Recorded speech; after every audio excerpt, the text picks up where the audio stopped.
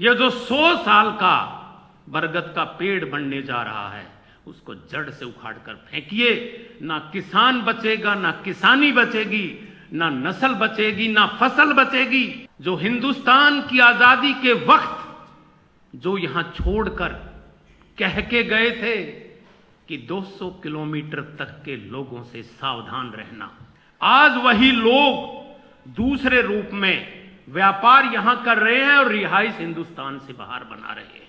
और जेल की 4 दीवारी के बाहर जो पहरेदारी होगी ना, वो उन अग्निवीरों की होगी जो 4 साल की नौकरी करने के बाद इन कॉरपोरेट के घरों पर नौकरी करेंगे और इनकी अपनी प्राइवेट फोर्स होगी।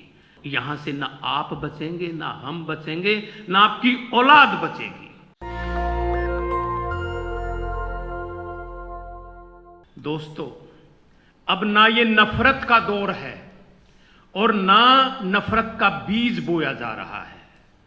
नफरत का बीज तो सन 1925 में बरगद के पेड़ के नीचे 5 लोगों के द्वारा शुरुआत कर दी गई है, जो अब पूरा वट वृक्ष बन चुका है। और इस वट वृक्ष के ऊपर वो फल लग चुके हैं जिसको अब पत्थर मारने से वो बहुत कम संख्या में टूटेंगे। ये नफरत का जो बीज सन 1925 में बुआ था, 2025 में ये 100 साल पूरे कर लेगा। 2025 के बाद हिंदुस्तान की क्या दशा होगी, उस पर विचार करने की वानगी मेवात क्षेत्र से शुरुआत हो चुकी है। दिल्ली और दिल्ली से 200 किलोमीटर दूर तक जो लोग बैठे हैं, वो कौन सी कौम बैठी है जो हिंदुस्तान की आजादी के वक्त जो यहां छोड़कर कह के गए थे कि 200 किलोमीटर तक के लोगों से सावधान रहना। वो लोग आए थे यहां व्यापार करने और शासन कर बैठे। आज वही लोग दूसरे रूप में व्यापार यहां कर रहे हैं और रिहाइश हिंदुस्तान से बाहर बना रहे हैं। ये वट वृक्ष हिंदुस्तान के सारे किसान, मजदूर, सिविल सोसाइटी जब तक इकट्ठी होकर इसको जड़ मूल से नहीं उखाड़ेंगी, तो 2024 के बाद जो सेंट्रल विस्टा बनने जा रहा है, जो कंप्लीट हो जाएगा, उसमें पूरे भारत के लोगों की जरूरत नहीं है। जरूरत है वहीं के लोगों की जहां पर हिंदू, मुसलमान और गौ वंश का नाम लेकर ये 550 की संख्या में आएंगे। उत्तर प्रदेश से जो डिलिमिटेशन के बाद संख्या बनने जा रही है, वो 190 के करीब मेंबर ऑफ पार्लियामेंट होंगे। डिलिमिटेशन होगा जनसंख्या के आधार पर, और जहां पर मुसलमान और गौ का मामला चल रहा है, उनकी संख्या होगी 450। ये 5 स्टेट हैं, पूरे भारत की आवश्यकता नहीं। ये वही लोग हैं जो अभी आतमजीत जी ने 10 लोगों का नाम गिनवाया। उनमें कौन लोग हैं बीफ के एक्सपोर्टर? सीधे आरएसएस से जुड़े हुए, कोई मुसलमान भाई नहीं है। गाय का काम कौन करता है उत्तर प्रदेश अलवर के अंदर, जहां से हम गाय लाते हैं? मेरे पास भी 35 गाय हैं जो मैं अलवर जयपुर से लेके आया हूं। मेरे मुसलमान भाई गाय पालते हैं। आप समझ जाइए मैं कहां बोल रहा हूं। 2024 निशाना, नहीं तो हिंदुस्तान के अंदर डेमोक्रेसी की बात करते हो आप। ये अपना कानून बनाएंगे जो इनको सूट करेगा। इसीलिए मैं 2 महान हस्ती मेरे सामने बैठी हुई हैं, गुरनाम सिंह चढ़ूणी और सुरजीत सिंह फूल। इंतजार करिए इस बरगद के पेड़ को जड़ से उखाड़ने का। सामाजिक संगठन और राजनीति तो 2024 के बाद कर लीजिए। अपने संगठन का विस्तार, सिविल सोसाइटियों का विस्तार, 2024 के बाद कर लीजिए।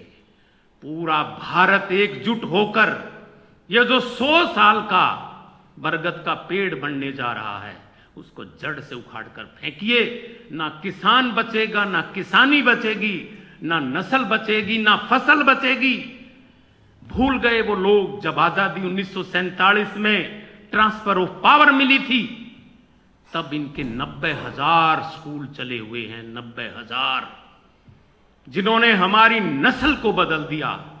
आप उसको सत्ता से उखाड़कर इन पत्थरों की बात करते हो।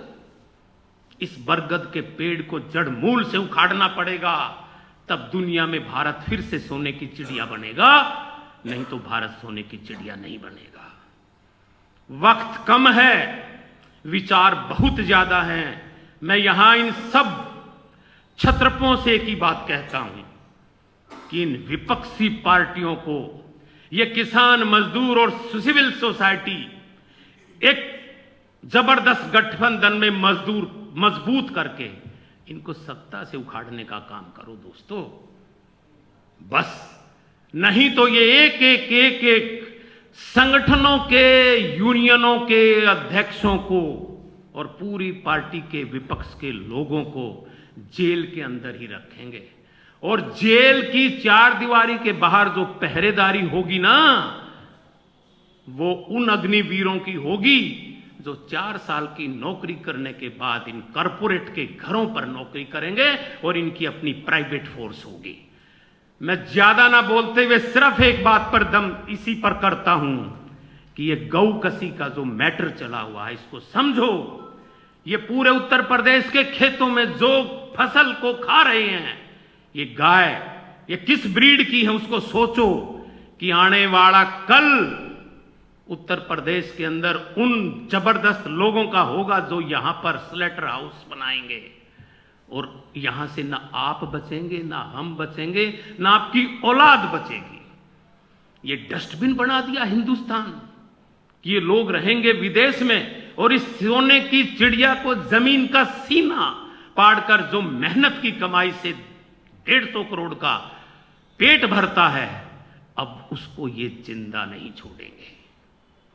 150 करोड़ का पेट भरने के लिए तो इन्होंने सेलॉज बना दिए हैं जिनका खाना बाहर से आएगा। आप लोग तो मजदूरी करोगे दोस्तों। सोचो, समझो, परखो, देखो कि हम कर क्या रहे हैं। मैं ज्यादा ना कहते हुए जहां इस गांधी पीस फाउंडेशन के भवन में एक गंगा यहां से शुरुआत होनी चाहिए, पवित्र गंगा की पानी धारा निकलनी चाहिए कि 2024 के अंदर इनको घुटने के बल आप कैसे लेके आओगे, उस पर मंथन करो। ये 2 बच्चों का जो कत्लेआम किया गया, ये आप लोगों की आंखें और कान को खोलने के लिए एक पहली निशानी और दिशा है। इस पर गौर करिए। मैं ज्यादा ना बोलते हुए अपनी वाणी को विराम देता हूं। और जो ये पॉलिटिशियन निकाल रहे हैं ना यात्राएं, जब आपके कंधे पर विपक्ष में होते हैं तब इस्तेमाल करते हैं, और जब सत्ता में होते हैं तब आपका ये शोषण करते हैं। आप ऐसे भारत का निर्माण करिए जिसमें किसान की भागीदारी, मजदूर की हिस्सेदारी हो। ऐसे व्यवस्था परिवर्तन की बात करिए, और वो व्यवस्था परिवर्तन की शुरुआत 2024 के बाद होनी चाहिए। पहले बरगद के पेड़ को रास्ते से हटाइए दोस्तों। जय हिंद। नेशनल दस्तक की आपसे गुजारिश है कि अगर इसको बचाना चाहते हैं तो नेशनल दस्तक को सब्सक्राइब करने के लिए रेड कलर के सब्सक्राइब बटन को दबाएं, फिर बेल आइकन की घंटी दबाएं। नेशनल दस्तक को बचाने के लिए बहुत जरूरी है कि हर खबर को शेयर करें, लाइक करें, कमेंट जरूर करें।